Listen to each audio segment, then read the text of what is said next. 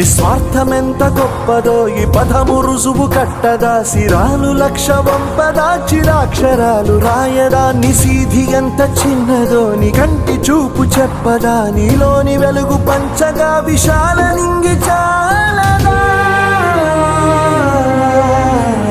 మనుష్యులందు నీ కథ మహర్షిలాగా సాగదా, మనుష్యులందు నీ కథ మహర్షిలాగా సాగదా.